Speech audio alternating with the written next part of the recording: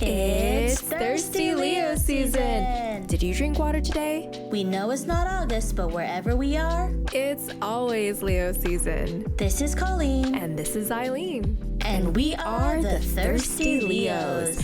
But don't worry, this podcast isn't just about us being Leos. Although it is what brought us together in a faraway country. Our podcast is about anime, thirst, creating content, being Asian American women, and just surviving through life. Welcome back to Thirsty Leo season. 新年快乐！新年快乐！祝你身体健康，平平安安。恭喜发财，红包拿来！ Yay! That's yes, my favorite saying. That is the most important saying. Honestly. Guys, hello, welcome back, and happy Lunar New Year, everybody. Woo-hoo! No matter where you are. So when we were recording our last episode, or when we were editing it and listening back, we're like, wow, we really want to unpack like Lunar New Year a lot more. Yes, we were looking through the footage, and last episode was great. We talked a little bit about Valentine's, our favorite romance anime, but today we really wanted to unpack the festivities of Lunar New Year, what we do as Asians in America, and also how they celebrate it in Asia now that I'm here in Taiwan, and just the traditions. Yeah, and I mean, also for perspective, like just at the time of filming this, the festivities just wrapped up, and that it's been like a few weeks. I'm sure everybody's been seeing tigers and Chinese characters in red everywhere, so it just wrapped up. It's a really big deal. Yes. So what better time to unpack all that than now? Yeah. But before we get into that, how are you, Eileen? Oh my God, thank you for asking. You're welcome. So I'm doing okay. For reference, I always like do a little bit of like mini prep before the podcast, like, cleaning my apartment a little bit and stuff. And I looked around and I was like, when did I do all my laundry? Because, and I remembered, I was like, oh yeah, because this morning when I was doing my laundry, I was just crying the entire time. And so it was just like, a blank spot. Like, I don't even remember hanging up my laundry. I think I was just like having a moment. So that's kind of how it's been going so far. You're crying? Why were you crying? Oh, I think I'm just really stressed. I get that. I understand. Yeah. I actually can't cry when I'm stressed. It's weird. But I feel like crying is a great release of that stress and that emotion. For me, like, I guess I just bottle it in. So I can't, like, for people that are like, oh, I just cried, I'm like, low-key, I'm jealous. But I just can't bring out that emotion, So, girl, I think we just found our next podcast episode topic. Whenever we go into this how are you section, we're like, oh, there's a lot going on. Oh yeah. Definitely. I think we definitely express our emotions differently, and I think that would be such a good topic to talk about. I've been very stressed. I've been working a lot. It was Valentine's recently, being February and stuff, and like I'm just having a really hard time. I don't know if a lot of people know this phrase, but it's like 劳逸结合. It's like to balance work-life balance. And I've just been, between exhaustion, man, I haven't even called my mom and my brother or my family like in a long time. Even like through the holidays, I haven't given them like a New Year's call. Like it's been every single day, just like I'm doing my best, and I feel like it's not enough. But we're getting there. We're here now. I'm drinking water. I just ate this entire bucket of rosso. And I mean, I'm fine. Like, we're great. How are you, Colleen? That's a good dinner. I've been doing okay. Like, after all the festivities, it was time to wind down and go back into work, which I'm like, okay, like I said in the previous episode, I was like, I felt bad for resting. And now that I'm back to work, like, I realized, like, oh man, there's another mental shift where I feel lazy now, So there's like these mental shifts because of all the festivities that are going on that I'm just like, oh, like I'm back to work and I don't want to be here. But other than that, I am watching a new anime called Moriarty, the Patriot. Have you heard of it? I've never heard it. Wait, I'm going to Google it real quick. Tell us more. Tell me more. Okay, so you know how everyone in the world knows that Sherlock Holmes is the good man and Moriarty is his like arch nemesis, right? They're always like battling it out. I had no idea, but thank you for letting me know. I don't know anything about the Sherlock Holmes like universe. Really? So I grew up obviously reading Sherlock Holmes, and then when the TV show, the BBC one came out, I loved it. I watched it like twice. And then they portrayed Moriarty as the big bad evil guy. Obviously in your head you're like, oh, we hate Moriarty because he's always against Sherlock. In this anime, guess who is the protagonist? Moriarty is the anti-hero protagonist in this anime, and it really is cool because you kind of get to see the perspective of Moriarty and why he does these things and who he is. And I really enjoy it because I feel like Japanese anime has a really good way of like spinning off the antagonist as a protagonist, just like we see in Attack on Titan, something like that, where it's like, you know, you kind of grow up with Eren.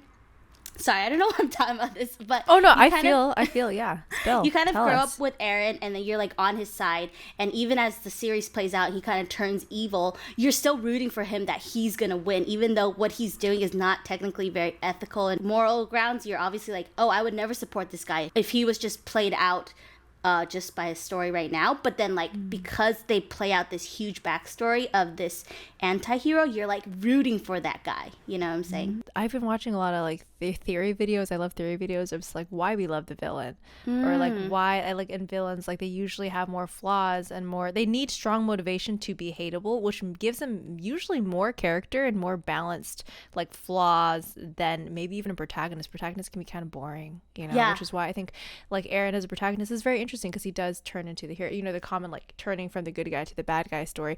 I'm looking at Moriarty, the artwork right now. I'm like, I get the vibe. I see it. Do you love it? Do you like it? I just saw Sherlock Holmes, and he'd be looking fine as heck as well. Oh, yeah. This is off tangent, but like, do they play Sherlock as the bad guy, or is it flipped, or is it like more of a complex like? It's a complex situation. I just started, so there hasn't been much scenes of them both against each other yet, but I will be updating the podcast with how it's going because I really liked it. That's awesome. Well, let's dive right in. Let's do it. I think that, let's do it. I think that a good place to start off is for any friends or people that don't know what Lunar New Year is or what that looks like. It's kind of like the Thanksgiving of like our Chinese holidays, you know, like it's like when everybody comes together. It's like good food, good vibes, celebrations, etc. That's exactly how Lunar New Year is in, I would say, a lot of Asian countries celebrate it too, not just Chinese culture. Because I grew up saying Chinese New Year, and now like it's Lunar New Year. Because like everybody, like Vietnam has Tet, right? And then I think all the other places it's just known as Lunar New Year or Chinese New Year. Exactly. I'm not sure if there's a particular name, but I was actually thinking, Colleen, like if you want to share with us some of your experience, because I feel like you're more connected to like the family homecoming side of it.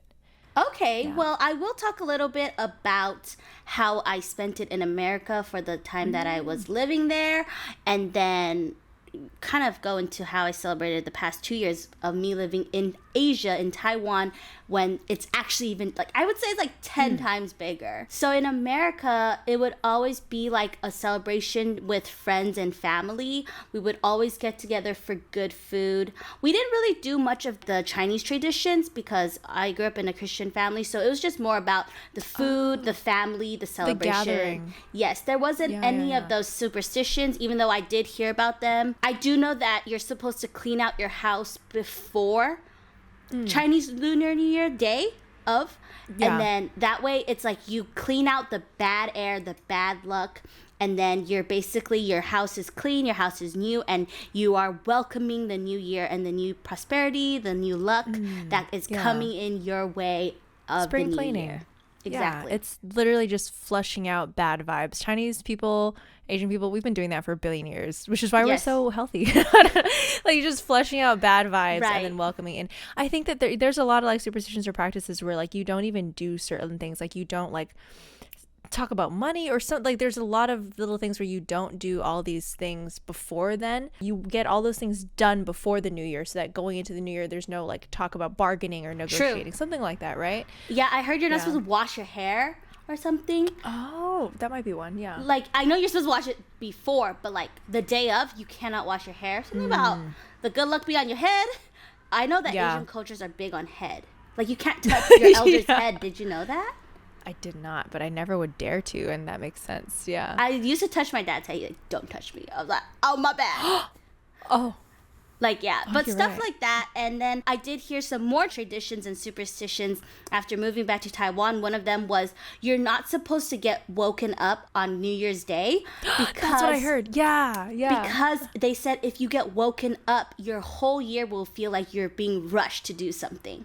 So therefore, on New Year's Day, you're supposed to wake up naturally and feel good and not feel rushed. Yeah, there's so many. Yeah, I love those practices. And honestly, I learned a lot more being in like Taiwan. The last Lunar New Year, I spent it with my small family in Geelong, and I spent it with them for a few days. And we made, we bao jiaozi, and then they have shu cai bao jiaozi, which I think is more traditional. Shu cai is like vegetable jiaozi because they follow more the Buddhism route where you don't eat meat during the New Year, and then you have to have 7 ingredients to resemble something. Like you have like lettuce and this and then carrots and then this and then like all these ingredients. They had their whole altar there too, and all these practices where you bye what's it called, like with the incense and stuff. I don't even know It was what very that's called in eye-opening for English. sure. Yeah. That's so Yeah, cool. yeah. I know that Yeah. each dish is supposed to correlate with something that's good to bring you into the new year. Like, for example, fish is to bring you luck, and then Yes. shrimp is to bring you something. I'm sorry, I don't Something even no, know. something probably also, Prosperity. this is prosperity. I was about to say probably something auspicious, like super Yeah. auspicious. Even like the yu, like isn't it, it's a pun. Like you're not supposed to eat all of it. You're supposed to, right? Like you're supposed to look at us like we're trying to Save figure out our something. own culture. I know. You're supposed to save some because it's like fuyi or something. I don't know the pronunciation, but it's like You got it, fuyi. Yes. fuyi, right? It's like Yes. you're supposed to be bountiful and like don't eat all the food. Don't finish all the way because you need to save some luck and save some good vibes for the next year. And it's not like you're starving, girl, kind of thing. That's why there's like literally a billion dishes when it's Chinese New Year because they're trying to save a little bit of each for the next year. Oh my gosh, that's so cool. Oh my gosh. Oh, I'm sorry. I'm just getting this flashback right now. We're also we made the dumplings, and then we had like altar offerings for our family shrine altar, and then we left them over for the new year for like a few days, and then a few days after that, maybe 1 or 2 days, we ate them.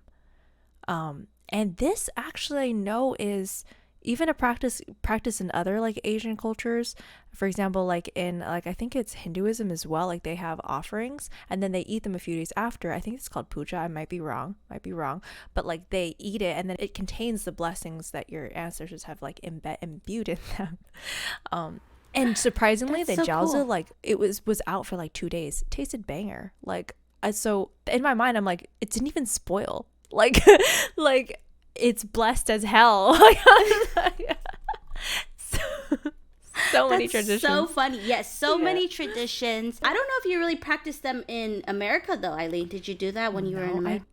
I didn't. I was just about to ask you and talk about like, yeah, Chinese New Year, Lunar New Year in America as ABCs. It's basically if you even wear red and if you even say like 新年快乐, call an old relative, like you've done your duty. And if True. you receive one hongbao, you've now been part of the new year. Like that's your only job. you Yes, know? exactly. So for Yeah. me, it wasn't that big of a deal. It was just like that one night we'll have a big dinner feast with either friends or family. And then after that, that was it. Like it was just a one night festivity. While in Asia, whoa, it goes on for a whole week. It's called, so we have 除夕, which is New Year's Eve. And 初一, which is New Year's Day, and then goes on 初一, 初二, 初三, 初四, 初七. It's like the whole week. Oh, it's is- 10 days. It's 7 days. 7 days. And then, so on the New Year's Eve, you're supposed to go to, if you're married, you go to your husband's side of the family. And then 初二, which is the second day after New Year's, you go to the woman's side of the family. And then it's called 回娘家, which is like the ladies get to go to their old hometowns and their families, and then they go and 拜年, which is like, they just go and say hello, 新年快乐, and then do all that fun stuff. So because of that, Taipei is actually really empty during Chinese New Year because a lot of the families originated from the southern side of Taiwan.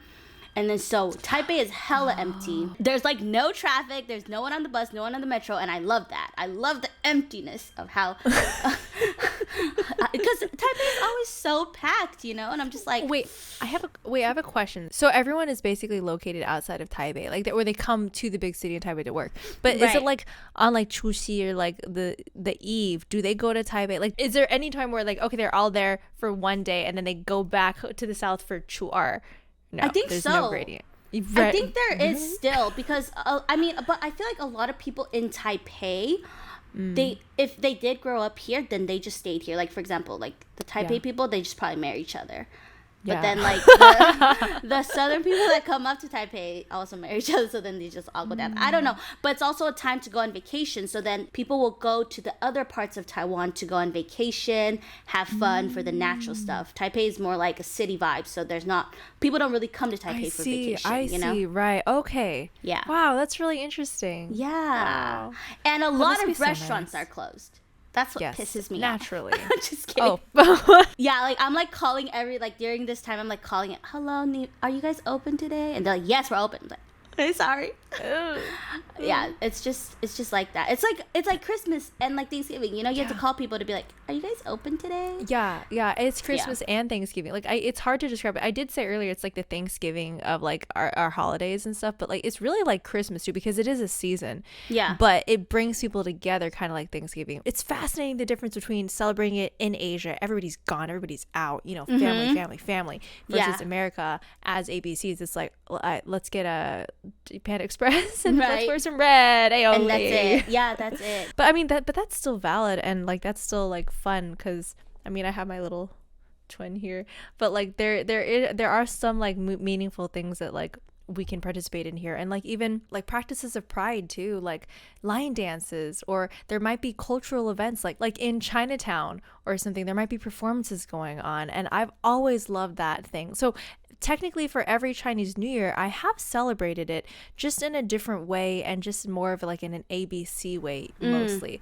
You know, like if I may share, one of my fondest memories of Chinese New Year, thank you, was Year of the Pig, where me and my Chinese class learner friends, we all wore qipaos or our dresses or our garbs to school. Wow. And yeah, and like we took, so you know there's like this trend for like a bunch of Asian like dama, like aunties, to do weird poses in tourist spots. Have you seen those? Yes. Yeah, we would do those, and we had a whole like Chinese New Year like photo shoot. But that was our way as ABCs of like connecting with our culture, was going to school in our chiefs and stuff, and like in Chinese class wearing red, and like it was there's a way to find community at this time even if you're not in Asia, you know.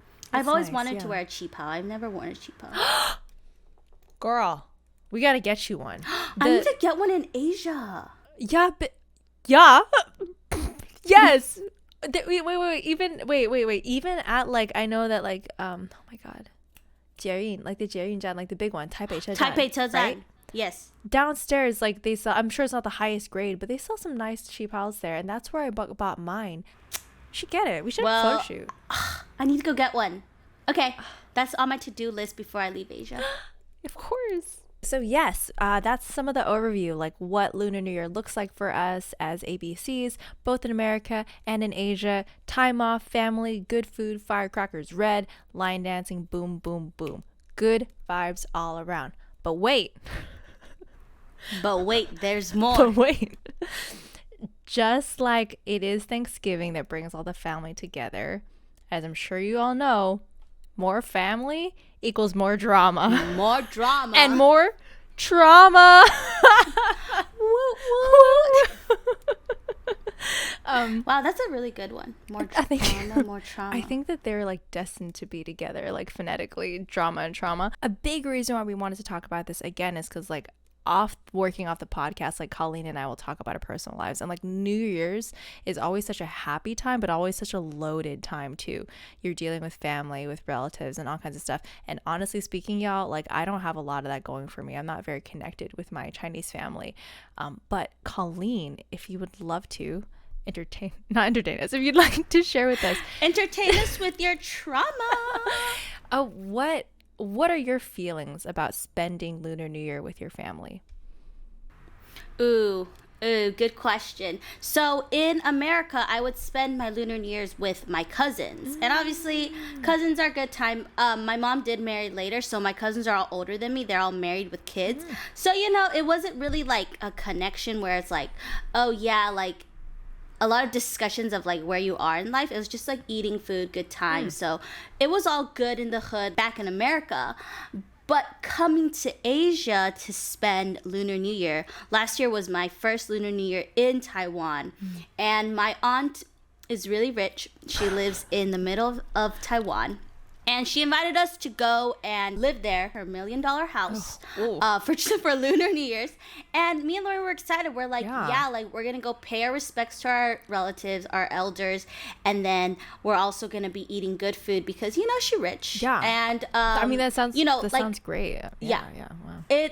Yes, at the time being, it did sound I mean, a fat HONGBAO, say. a nice mansion, good food, like a vacation. It did sound amazing. And so me and Lauren were like, yeah, so we stayed for 5 days. That was our first and biggest mistake. 5 days with relatives, and I'm living in her home. Ooh, that was, it was interesting. I think at the end of day 3, she kind of got sick of us because that's when the trauma started. Because what happened is, obviously, people on the podcast know I came to Taiwan to want to open my business and want to open my own coffee shop. And she's a businesswoman, so I did respect what she had to say, and I did want to seek some wisdom out on her because I feel like she, at the end of the day, she is my aunt, and I do respect everything that she has to say for me. But things took a little turn when she started to kind of berate me and my sister and kind of condescend us for coming to Taiwan to want to start something on our own. It started with like her kind of calling us out in front of relatives that I didn't even know. Because obviously, even though she's my aunt on my mom's side, her husband's side or her in-laws or whatever were also there. So at lunchtime, it kind of was awkward. So instead of like talking about herself or like, you know, just being like, how's everyone doing? She just kind of looked at us and pointed at us and was like, these 2 girls from America came to Taiwan to chase their dreams. She even said it in that tone. She was like, I feel like in a way she was kind of like outing us or making fun of us. But I feel like I felt really uncomfortable in that moment because I was like, I hold my dreams so closely and dearly to my heart. I don't even tell people like that I'm not really close with about it because, you know, obviously it's something that I want to start. And if it doesn't happen, it's kind of embarrassing. But like she kind of just told everyone that I didn't even know. Yeah, like, extended family that you don't girls. Even. Jesus, I'd never met these people. Is she probably was just like pinpointing you guys like to like deflect off of herself? She doesn't seem like a very nice person. I'm sorry.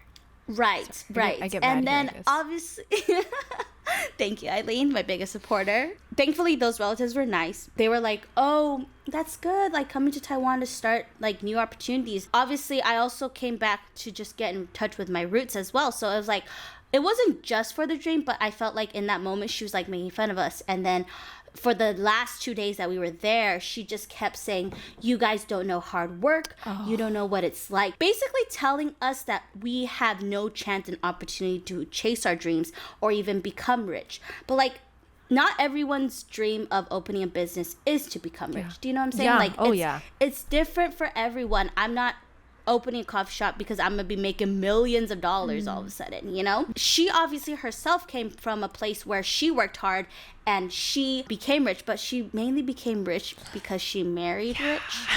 Now, I'm not bashing her at all. I'm just saying, like, I think she of all people should know what it's like to want to chase after something and become something that they aspire to be, you know? She basically said, you'll never succeed. She'll say little things that, like, is very condescending, and like in the moment I think she feels like she has the right and authority to say it just because, you know, she's older, she's more experienced, she's rich, you know what I'm saying? And she does that to all of our family members. Like she basically berates and condescends every single one of us. May I ask you, because she's rich. Is she the oldest or in like the hierarchy? No, she's the second. She's the second in the hierarchy. My mom has 4 siblings. My mom's the youngest. She's the second oldest. Does the oldest also visit for New Year's and correct her? No. So because she's the richest, She gets to do whatever she wants. The oldest basically worships her and kisses her ass. Thankfully, my mom was spared from all of that because she lives in America. So I'm actually really grateful that my mom didn't have to go through that, because not only did she talk shit about me and my sister's dreams, she was also talking shit about my family and my mom and my dad. She literally was like, your mom had to go and marry your poor ass dad. Like, why? I introduced her to so many rich people, but she didn't want any of them. She married for love. And I was like, I can sense some jealousy in here. This is on every, like, so this is not the first time I've heard this story. Colleen actually, like, around 1 year ago, this is when I was first meeting Colleen, guys, and I heard this right when you came back from Lunar New Year. You told me all about this crazy ass aunt, and you know, like, Colleen was super polite at first, but then, like, we went into it and I'm like, oh, this aunt is, like, really toxic. And even now hearing it again ticks every single check mark of, like, toxic Asian relative, like, shitting on you for your dreams, telling you you won't succeed, gaslighting you about your abilities, putting money in front of people's faces and using it to sway them for their guanxi. Like, it's so all the toxic traits, and like belittling you in front of extended family you don't even know. Like, that is so Chinese. Like, that is so, oh my like, god, so Asian. So Asian. Oh my gosh. So Asian. Yeah, and me and Lorraine were definitely caught off guard because we were like, whoa, like, hold your horses. It's interesting because, like, you wouldn't say that to your, we call, like, wan ibe, which is, like, the generation below you, right? Like, you don't really, like, talk shit about them or talk shit to their face because it's just, okay, they're just the younger generation. Like, let them do what they want. Like, I feel like that's what I grew up in, the culture. And, like, my aunt isn't gonna come, well, not my aunt, but, like, the older generation isn't gonna come at me. They usually, like, will fight in the same generation, right? Like, for example, my aunt and my mom. Oh yeah, the hierarchy. Me and my cousin or something. But, like, the way she came at me was so, like, I felt so attacked. I was just like, damn, like, what did I ever do to you? I'm just here for Chinese New Year. And I went home that day and I cried. I came back to Taipei and I cried. I called my mom and I cried. My mom cried with me. She was like, I'm so sorry my family's like that. It just left such a traumatizing memory in my brain that, like, even now, like, this year, right, for Chinese New Year, I still remember, like, a few days leading up to Chinese New Year, I was getting so anxious and so, like, it's like the memories of the trauma was coming back that, like, I couldn't, like, I was, like, going a little crazy, like, because I was so nervous and so scared to go back to, like, the middle of Taiwan to celebrate Lunar New Year. So you went back to her place this year? I did, but thankfully she was in quarantine. So things weren't as bad. Still got the bag, secured the bag. Secured the bag. Secured the HONGBAO, but even then, like, I don't know, I feel like there's such a disconnect with my family here because the culture is so different. And the things they say to me or the things they talk about, discuss are just so, I'm just so far removed from that, like, even coming back the second time, I was still, like, uncomfortable with everything. I guess, like, because there was the absence of my second aunt, my first aunt also came in to, like, talk shit behind my back. So, you know, oh my it's God, just, I'm so sorry. Just a bunch of fun. Oh, Holy no shit. worries. I'm just used to it by now. Oh, I'm so sorry. Yeah. I'm crying with you. Holy crap. Like, I Thank knew it was you. bad, but, like, it's so toxic. It's so crazy because, like, the holidays are supposed to resemble and stuff, like, family and fun times, but I know that a lot of people listening and stuff will also relate because, like, it doesn't matter who it is, but there's always going to be, like, the toxic family people or the toxic whatever people, and for you to have a condensed opportunity to see them during the holidays where you have to go see them, also very Chinese, you have to go see your relatives. You can't just ignore them. If you don't visit, you cannot, like, and you cannot disrespect them. You cannot just be like, I'm leaving. It's very rude. And again, everyone talks, and so you're trapped in that. Exactly. I'm trapped in that.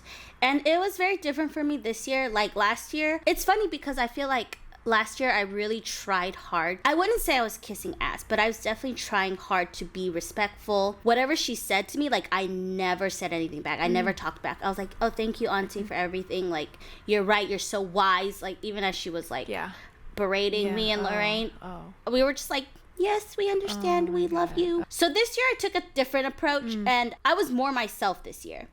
And funny story, if I can just touch up on this real quick, it's like, it's not like I'm lazy, but, like, I don't really help around unless it's like I want to. So then last year, obviously, I did the most, right? the dishes I washed, everything I did. Like, I helped out so much. And this year I was like, I'm gonna take a step back, because in some ways I felt like I was protecting myself in that way, where I was like, I know that if I try so hard and I still get yelled at, like, I'm just gonna be so hurt. So then this year I took a step back. I didn't really help out as much, but then my sister is always like just a helpful person. And what happened was my aunt like went up to her like secretly like, you're so much better than your sister. Like, the first aunt. She doesn't even help. Yeah, the first aunt now. She's They, like, traded you're so much. I know, right? I'm like, okay, there just always has to be one toxic person. You know, she was like, yeah, you're so much better. Like, Colleen just sits there and doesn't do anything. And like, da-da-da. What kind of pissed me off was like, she would only tell me to do things. Does that make sense? There are other people. There was her own daughter. There was other relatives out there. But she specifically targeted me and was like, Colleen, help out. Like, why aren't you helping? Or she'd be like, cook for us. Or she'll be like, you need to get this. And I'm just like, I'll do it. Like, I will do it if someone asks me. But, like, I didn't feel the need to, like, kiss ass and, like, do the most anymore. So I think in me taking a step back, like, she was, like, offended in a way. I don't know. I think you nailed it. I'm in the wrong. No. I don't think you're in the wrong. Toxic people are in toxic systems. Like they uphold them, you know? So the fact that that was your second aunt last time, then that still exists. Like, I don't know what their household is like. I don't know why they're treating you and Lorraine specifically like this. I do recognize a lot of that toxic shit that like Asian relatives would do, or just toxic relatives, like they'll pit people against each other, like, oh my god, you're so much better than sister, or whatever. Or maybe like it might even be because you guys are from America and they just have this bias that American ABCs have it all, or that we're lazy or whatever. Like I've come across this where like I would like go and watch this and they're like, oh my god, like, you know how to do that. I'm like, yeah. Or like I would do whatever and they're like, wow, you're so like obedient and so nice. But they have, maybe it's because they have misconceptions, but it doesn't excuse, like, I've never had any on my family side, never had any toxic like Asian people. At most it's just like a few comments about like body and stuff, which we can get to. That's a whole thing too. It's a whole thing. Yes. But wow, are you, if I may ask, are you gonna plan on going next year? If I'm still in Taiwan, I have to. Like what you said, right? Like it's like out of respect, and it's out of like culture. Like, you have to go see your elders, you have to go see relatives, because if you don't, like, ooh, like even more shit will probably be upon me, you know what I'm saying? And yeah, I think you're right. It's like about that misconception, because they were especially like that only towards me and my sister. Like no one else got that kind of treatment. Maybe they got a thing against my mom too. I don't know. There's definitely a lot of family history and drama with my mom's side of the family. So I'm just like, okay, but like, I feel like it should cut off with my mom. Like, not to like give it all to her, but like the drama should not pass down to the next generation. And that's just my own feeling about that. You're right. And you know what? I want to say that it's a good thing that this time you not necessarily drew boundaries, but you took the first step, which is taking a step back. Like last time you were doing the most to win affection, to be the good, convenient kid, you know, like, I'm good. I'm good. Please don't be mean to me. Yeah. This year you put yourself first a little bit more, and you're like, you know what? I'm going to be a little bit more naturally me. And that's what you deserve to be. You don't have to earn your relatives' respect for you. But that is very much a thing about Asian culture, is that they will not treat you, or I'm not sure, I'm not going to just generalize in general, but that's what I get from the situation from you. And the thing is, I think that you drawing clear boundaries, so even when you go next year, and the reason I asked is because I also didn't know if you wanted to be in Taiwan next year, but if you do need to go back next year, like, you can draw more and more boundaries, because no matter what, they will always be culturally different from you. They may not understand boundaries. They may not understand that that you're your own person, you know, but you, guess what, like, they'll never like you, even when you were the nicest, sweetest, or whatever, most complicit girl. They just have shit about you, against you, that has nothing to do with you. Generational trauma, or like other stuff that they have to deal with, that's on them. You need to put you first. I gotta put me first. Put me first. Yes, I do. Yeah. I gotta Put me first. I have a headache talking about this. Me too, actually. I have a headache too. This is the bad vibes. Oh my god. Bad vibes. Bad vibes. I completely agree with you, because I feel like whatever I do will never be up to their expectations. So I should just be myself. And in that, like, I would be more proud of myself, because this year I was proud of myself. When my aunt was being mean to me, I actually talked back to her. And not like in a mean way. You stood up like, for yourself. You weren't like, exactly. you were like, No. Sorry. Yeah. No, sorry. Yeah, I stood up for myself. Sorry, I didn't talk back. No. Sorry, I'm not disrespectful, guys. She's not. She's really not. I stood my ground. Like, for example, she'll be like, look at, oh, I have an example. We're eating Korean barbecue, like all you can eat. And it's like the ones where you take your own meat, right? And I was being so nice to my table, which is the younger kids' table. I cooked for everyone. Okay, I took She all always the meat does for that. She everyone. always cooks. She's freaking the sweetest person. Thank you. Jesus. And okay, first of all, she was like, "Come over and cook for our table." And I was like, What the I was mid eating. And you know, as the cook of Korean barbecue, you really don't really get to eat. Yeah. And anyways, I was like cooking, and she was like, "Come cook for us, Colleen." And then I like was quiet, and I kind of glared at her.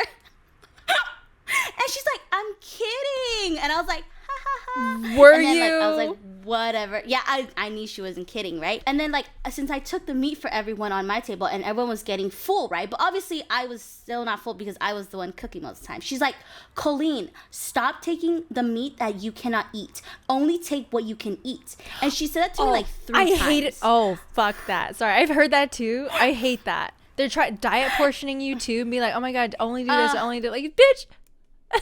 And she was calling me out. She was like, "Colleen, only take what you can eat." And I was like, I did. I stopped. At that point, my table was cleared. We killed all the meat. She said it like 3 times, right? And then my uncle jumped in too. He was like, "Yeah, guys, only take what you can eat, okay?" And I'm like, "Okay, first of all, this is like all you can eat." All you can eat. It's not about price. They just want to micromanage you. Those are the things that like happen where I know for a fact if that happened last year, I'd be like, I'll just stay quiet. But this time I stood my ground. I was like, "No, I did." And she said it 3 times still. I don't know what's her problem. Maybe some hearing issues or something. Nah, she got issues. sorry. It's whatever the reason is, whatever generational trauma, whatever is going on there, that's none of your business. You didn't do anything wrong. And like, you're the sweetest person, and you're very cushy. And like, Chinese, Thank like, you.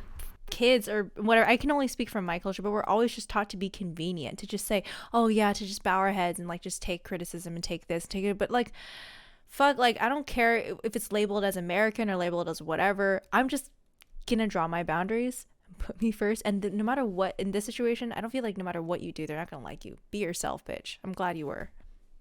Thank you. And next time, invite me and I'll fight for you. Because guess what? Okay, we've talked about this before. Because Colleen's family is, I don't know how Colleen and Lorraine turned out amazing, but she has stories, right? And Thanks to my mom. I have said before, bring me, okay? Because I am the American. Take me. Take me. Bring me. Bring me, because I'm the American guest or whatever friend. I have no obligation to be polite to them, like to the extreme, right? I don't need, no one's gonna talk shit about me behind my back. They will, but it's not gonna harm me. And I will stand up for you, because sometimes you need someone to stand up for you among toxic family members. So I will be that for you. So intense. I told Eileen, and I told all my friends here, they're like, "Don't go back." But we still went back, and I'm glad I stood my ground this time. But there was obviously some other trauma that comes along with Asian culture, and that is your weight. Your weight, your career, your relationship status, your job, your money, all those things. But all those things. I know specifically with us ladies, often it is the weight. It's the weight. The weight is the biggest thing. If I may talk a little bit about this. Every year when I used to come back to Taiwan, like, I would always be made fun of for my weight. And like, so for me, I'm a little more on the chubby side, right? And it would be these random people that I haven't seen for a year just come and comment on my weight. "Oh, you got fatter."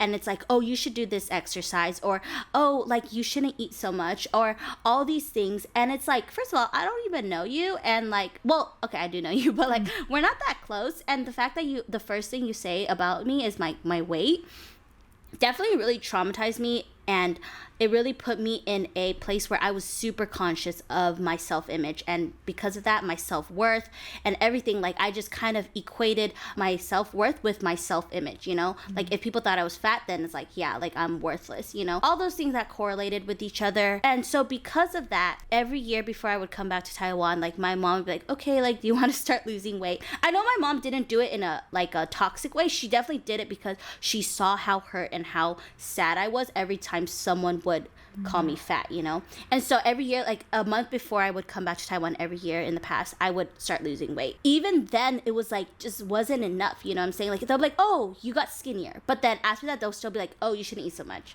Or, oh, like, right? And I remember there's this one time where, like, the thing is, I feel like Asians correlate, like, weight with health. And that may not always be the case. You know what I'm saying? I even went to, like, a dietitian doctor in Taiwan because, like, you know, it was just like, oh, yeah, like, you're so fat. It must be because of a reason. And then, like, the doctor did a test. He's like, yeah, you're actually really healthy. Like, and I'm like, yeah, I am. Anyways, my uncle was like, oh, like, you need to go exercise more. And you're unhealthy. Like, it's going to be bad for your body. And I remember, like, going to sleep that night. This was like a couple years back, and I just cried because, like, I didn't know what to do. Like what about my weight, like, just correlates with, like, how I'm being, like, seen in this, like, culture, you know what I'm saying? And so it definitely does take a big toll on me, and that's why I always get nervous also, like, right before seeing relatives, because I know that weight topic is gonna come. There's no, like, right or wrong answer to go about it, but, like, I don't know how to respond in that moment. Like, what do you want me to say? Like, yes, I'm fat. Like, or, like, what do you want me to do? Be like, okay, like, let me go starve myself. Or what did they expect me to reply them with? You know what I'm saying? There's no way to escape the whole weight thing, or, like, just how you look. And there's no way to even respond to it, because, like, guess what? What if you did lose a bunch of weight over a year?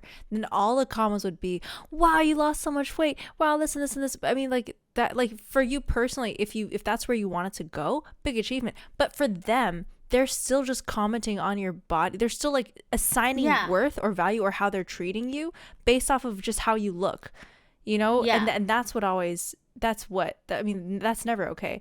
But especially, it's also a cultural thing too, because I also, when I was, like, growing up and stuff, my body was changing a lot. I also still got comments like, oh, like, you got fatter, or, like, you got skinnier, or you whatever. And, like, generally, like, I haven't had as much, like, trauma with that, because for me it was just a few offhanded comments. I was like, the fuck, like, don't talk about my body, maybe. Like, don't do that. Which is a personal preference. I don't like people talking about, like, anything about me. I don't even know if it's always bad, because I know that in Chinese culture too, like, in the olden days, like, it was associated, like, being bigger meant that you had more nutrition. You want to gain more prosperity, and so more weight and more figure means that you're eating well. But then that flipped because of modern times or whatever. And or I even know that, like, it's not always like they're commenting on your health and stuff. Like, sometimes it's just like a topical conversation thing, but that's a big cultural difference, and that doesn't change the way that it impacts us, that it makes us value our self-worth. It bothers us, and that can build up over time, and everyone has a different experience. Usually a lot of girls that I know in ABC culture, but, like, it just takes so much healing and unpacking from it. I think that the best way to go about it is just I don't know. I don't know. It's okay. It's all good. I think I've definitely learned how to take it. I mean, I can't say that it doesn't hurt now. It still does, but nowadays I'll, like, stand up for myself. Like, for example, we met some of my aunt's friends for lunch. I don't even know why and how. But anyways, the guy was like, oh, so you're gonna like this story. Oh, so who's older and who's younger? So for me and my sister. And then we're like, oh, guess, right? Because we like to play the game. Guess who's older game. Anyways, he's like, oh, he basically pointed at my sister. He's like, you're older. And he's like, he points at me. He's like, you're younger. You know why? It's because the younger ones are fatter. And I was just like, no. And then he's like, yeah, it's true. It's because you guys eat more food. And I was like, Jesus Christ. Anyways, it left a really big distaste in my mouth. I actually got mad at him. I actually did. I actually stood my ground. I'm glad. Like, no. Of course, I have to work on my comebacks. Yeah. No. Yes, I have to work on my comebacks, but, like, I was really happy that I stood my ground. I'm glad for you. Highlight here, you weren't related to him. He was just some random person, right? Like, so if it's random, but if it was part of your family, you couldn't really do that, because then shit would happen. You know, you couldn't talk back or be like, no. That's true. But that's in the olden days. Now we're going to start standing up for ourselves. Whoo, girl. Whew. Girl. We just had a break. We had a session where we drank water and let our brains vibrate for a minute. Right, because we're both getting headaches from this toxic topic.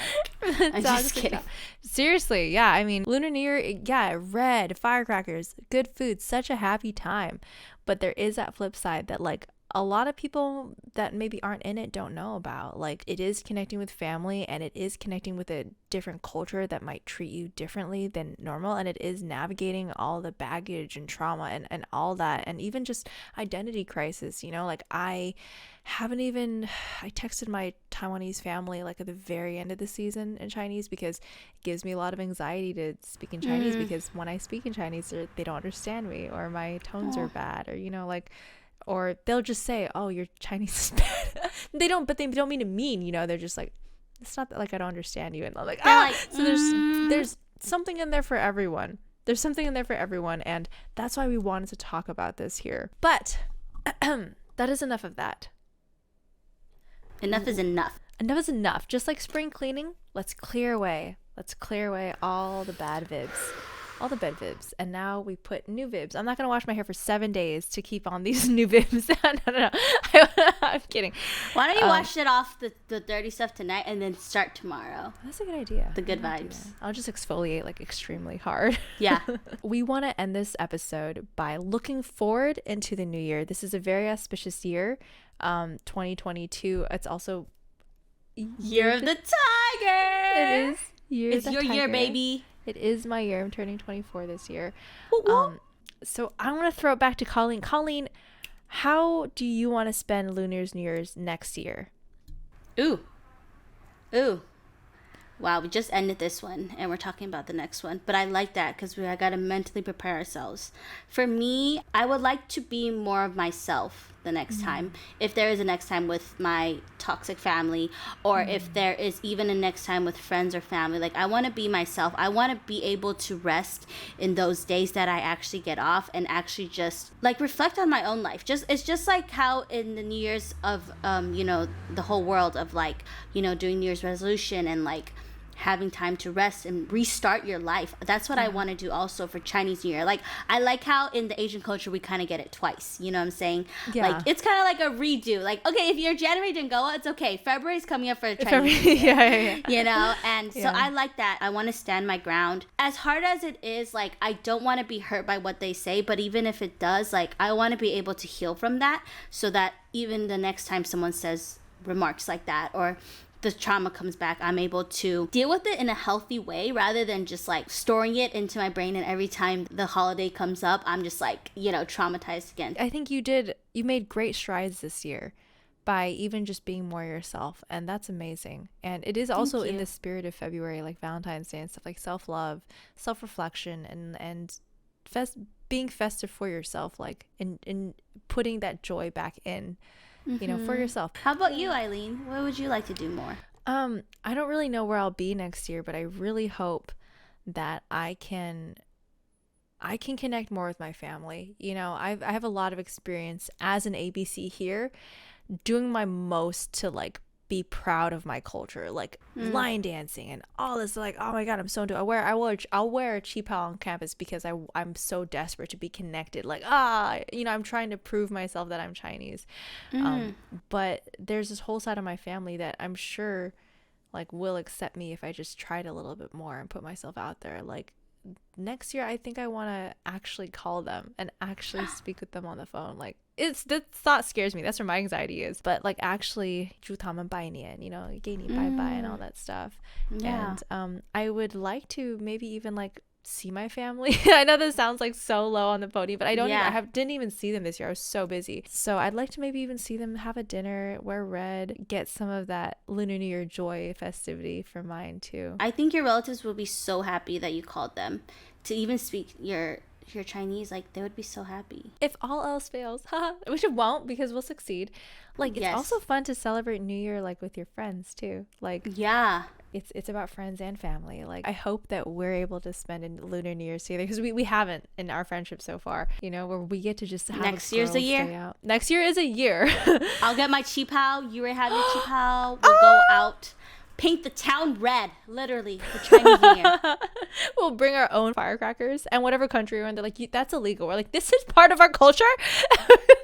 Like, you can't say no. We'll give each other HONGBAOs. No, that's like we're both broke. We can't. Yes, next year we're gonna paint the town. We're gonna be stronger. We're gonna be better. We're gonna be more happy, and we're gonna make that happen for ourselves. I love that. 新年快乐！新年快乐! Alrighty, guys, we'll see you next time. Bye! Thank you so much for listening to this episode of Thirsty Leo Season. To stay updated, check out our Instagram, Spotify, and YouTube. We appreciate every follower, sub, and listener like you. Also, if you want to buy us a boba, we have a small Ko-Fi linked below. See you next time!